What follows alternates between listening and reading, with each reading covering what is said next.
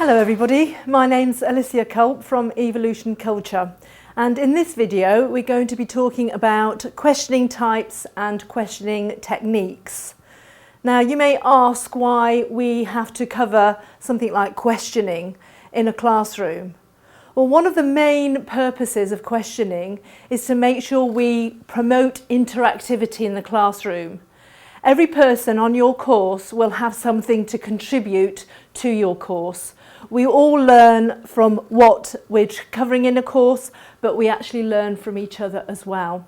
So we want people to contribute, we want their involvement, we want interactivity, we want people to enjoy the course. So questioning is one of those areas where it will promote that interactivity, contribution, involvement, as well as, importantly, the learning of what you're trying to cover as a topic in your course. So those are some of the reasons why we look at questioning types and questioning techniques. In covering this particular video, these are the aims and objectives of what we're wanting to achieve. The aim of the module is to introduce you to the advantages of questioning, the different questioning techniques, to encourage interactivity and to consolidate the learning, to make sure that your participants actually have learned and enjoyed that experience at the same time. Specifically on the objectives, we've got list 6 question types, we've got list 5 of the questioning techniques, and you'll be able to give an example of each, list any advantages, disadvantages, and list the do's and don'ts when questioning. So those are the aims and objectives. So I mentioned some of the reasons why we ask questions, and let's look at some of the areas that we need to take into account when we are questioning our participants. One of the main areas that we have to look at is the open versus the closed questions. Closed questions are those where we have a yes or a no answer, or a true or a false. It doesn't actually encourage people to give you more information. So you need to use yes and no type questions or closed questions at times where you just want to state a fact. Have you understood, or have you switched on your laptop? It's a yes or a no. It's a fact that you're trying to get as an answer from your participants. So moving away from the closed questions, we then look at open questions. And this is where we look at there are 6 different question types. I'm sure you're aware of most of these questions. The first one is the who. So I'm just going to write that down as well. The who. If you ask a who question, you're asking who's attending the course, for example. The answer will be specific names of your participants, or it may be a role. It may be Bill or John or Sue. You have facts about who exactly is attending your course. Or it may be the purchasing assistant or the finance director, or again it gives you information about who is attending. So the who. The next one is the what. What is the course about? What is its contents? What are the objectives that we've just covered? It gives you lots of detail and information about the course, as an example. It's a great question, what?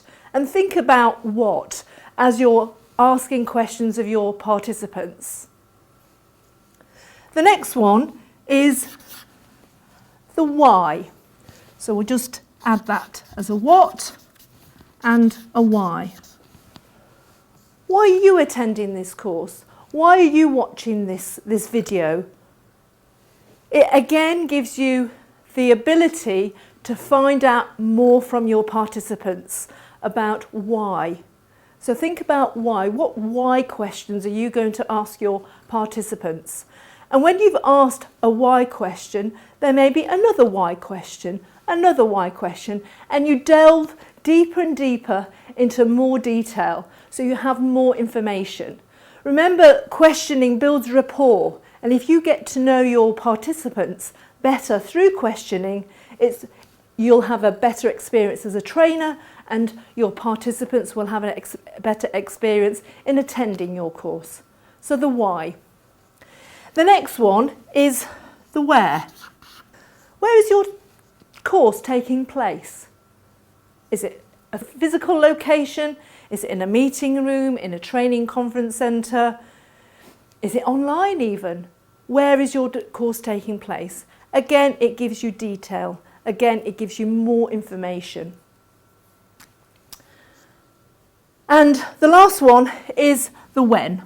When is your course taking place? That's very specific. It gives you, the answer will give you direct detail of when the course is taking place. So when. So we've got 5 W's. The last one, you may recall that I mentioned earlier that there are 6 question types. And the last one, in fact, is the how. The how. How is your training going to be delivered? Is it going to be online? Is it going to be a classroom session? A physical location with your participants? The how. Lots of questions where you can actually start with a how. When we talk about the how, it also talks about how many, how much. How much is your course going to cost? How many people are you going to have on your course? So the how question. Now, when we look at this, we can actually also refer to 5 bums on a rugby post.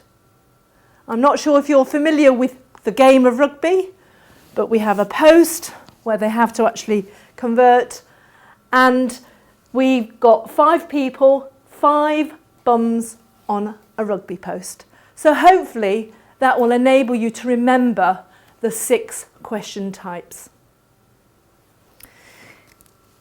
When you have this interactivity through the question types, you're going to have a trainer who's happy, and you're also going to have delegates or participants who are going to be happy as well.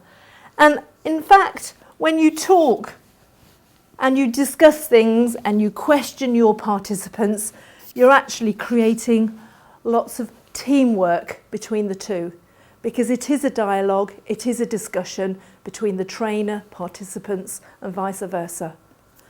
So those are the question types. Now we're going to move on to the question techniques. As you can see, there are 5 question techniques, and we're going to be discussing each one in turn. So, moving on, we have the overhead. As you can see, it's got the trainer who asks the whole group a question. So when he's asking the question, he's looking round and he's trying to make eye contact with each of his participants. It's an overhead. Now, very often you will find with an overhead, perhaps one person speaks, perhaps 2 people. You'll soon get to find out who likes to contribute, who's got the confidence, who may have the answer. So an overhead question could be, what is your experience of this particular module or this topic? And it may be that some people don't have that experience, the other people do. So it's those people who have the experience that will talk, that will actually contribute to that overhead question. It may be that some people, even though they've got the experience, they're quiet, they're shy, they don't like to speak out. So again, this starts to build rapport with your participants. You get to know them and they get to know you. Now, very often with an overhead question, it can be used to start a discussion. One person starts, then another person contributes, and another person. And again, you're getting interaction from a number of people. It's a great way to assess people as well, to assess their knowledge, their experience in the way they're answering. And again, you'll be making a mental note of the contribution they're making. Don't use it too much, because if you use it too much, you will find it's the same person that responds. And the other people, well, maybe they'll switch off. Maybe they'll just work independently. So don't overuse the overhead questioning technique. The next one is the PPP. That stands for pose, pause, and pounce. So the trainer asks a question, involves everybody in the group, and again, it's a little bit like the overhead, but then they pounce on a person and ask that question. So again, it could be an extension of overhead. It could be that you find certain people don't answer when they're using the overhead, but then you pounce on the person who may not have been contributed. And that way, first of all, you are involving everybody in the course, but then you're also involving the person that may not always contribute to the course. And they may have something to say, but they just need a little bit of encouragement. So again, you could use that a number of times. Overhead and pounce, overhead and pounce. Okay, and again, you're bringing everybody into the experience of that question. It encourages participation and it gets the group together.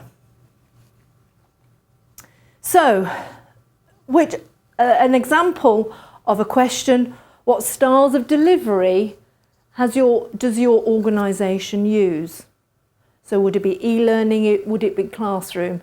Jill hasn't responded before. And again, it allows people to think and then they're able to contribute. So pose, pause and pounce. The third questioning technique is called the relay.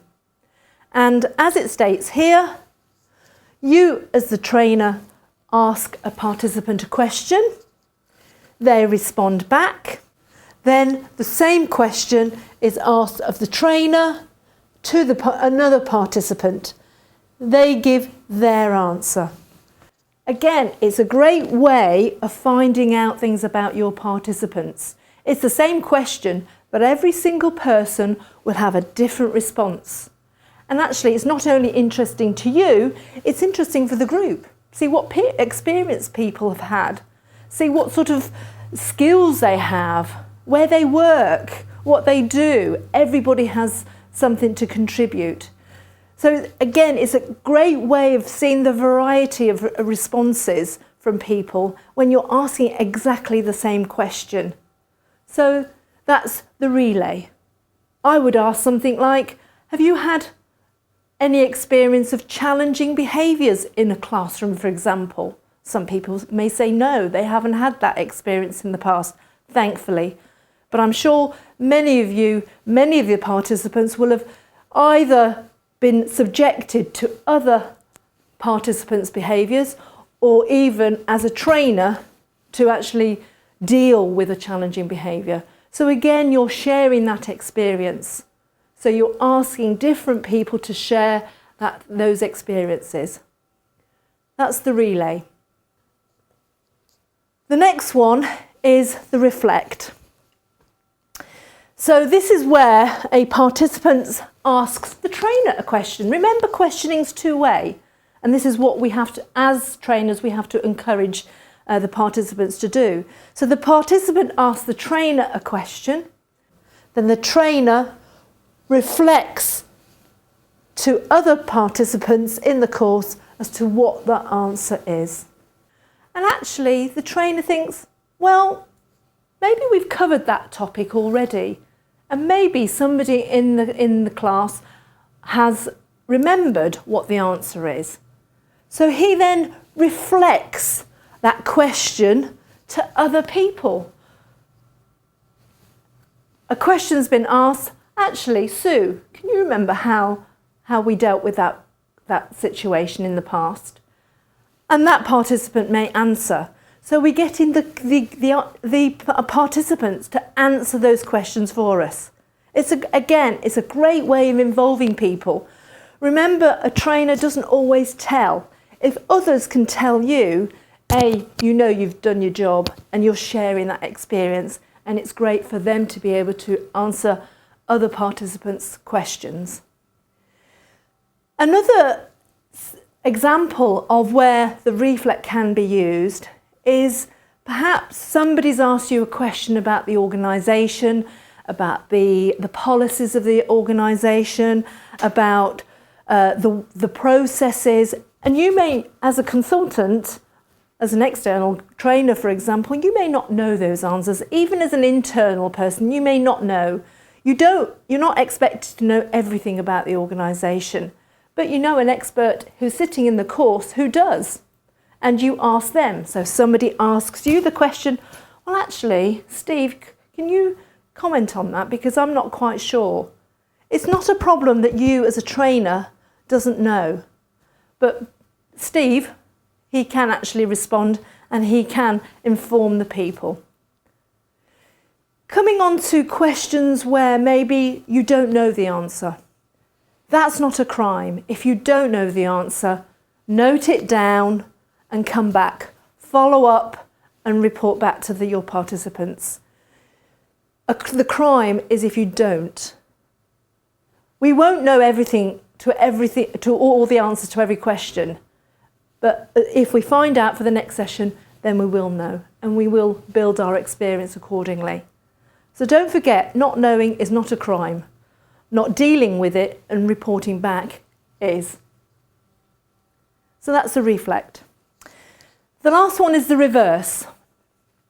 As you can see here, again, the participant has asked the question of the trainer, and then the trainer changes the question and asks a different type of question to give the context, a different context, and then the participant would respond. And the area where you would use this, or the context, is when that participant should really know the answer to his question. He may not know it, he may not realise it, it may be in a different context that he's asking the question. So you change it in such a way where he answers the question for himself. An example, the participant asks, actually, where do we actually put the telephone number on a customer record, for example? We're talking about a customer database. Where do we put the telephone number? And my question would be, well, where do we put the address? So again, so he would think back to where we put the address of the customer. Right, we clicked on that and we clicked on that and we went there. Obviously that's referring to a systems training, application training. But we're getting the participant to answer his own question. And again, it's great to see people seeing, right, there's a light switched on and they've actually remembered where it is. And that proves that you're doing your job, that they are learning, they're remembering. Remember, repetition, reminding, consolidation of learning. Okay, so that's the reverse question. So that's the questioning techniques. So just to recap, we have the questioning types. Remember, keep those questions open and use this as much as possible to get the information from your participants. Then we looked at the questioning techniques. We've got the overhead as a general, getting to know your participants. We've got the pose, pause, pounce questioning technique, where again you're using the overhead and you're pouncing. We've got the relay. Think of a relay team. You're asking the same question to a number of people. We've got the reflect. We reflect the question to other people in the course. And then finally we've got the reverse, where we're getting the participant to answer his or her own question. That's it. So that's questioning techniques. Thanks for listening. If you've got any queries, do contact us on info@evolutionculture.com. evolutionculture.co.uk. See you again soon.